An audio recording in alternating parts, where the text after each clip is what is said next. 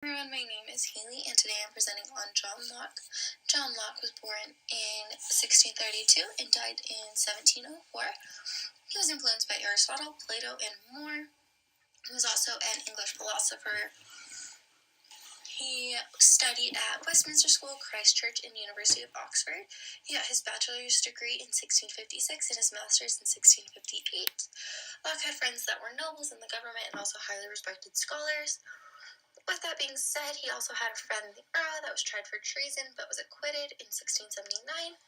Locke was never married and didn't have any children. On this slide is Locke's top 10. The first one is the essay concerning human understanding. It was written in 4 books, and that was written in 1690. The first book rolls out the notion of innatism, that the human mind is born with ideas and knowledge. Book 2 argued all of our ideas come from experience, including the idea of God. Book 3 is concerned with the language and the role it plays in our theories. Book 4 focused on the knowledge in general and its limitations. And number 5 was he influenced Thomas Jefferson to put in life, liberty, and pursuit of happiness into our Declaration of Independence. On this slide is Locke and psychology. On page 125 of our textbook, Locke discussed the sensation and reflection idea. And that's the mental image that could be employed while thinking. Whatsoever the mind perceives in itself or in the immediate object of perception, thought, or understanding, that I call idea, and that came directly from our textbook. So sensation is perception, thinking, doubting, believing, reasoning, knowing, and willing, and reflection is prior sensory stimulation. On this slide is the father of the U.S. He had the idea that there was no legitimate government under the divine rights of kings theory. Under that theory, asserted that God chose people to rule on earth in his will.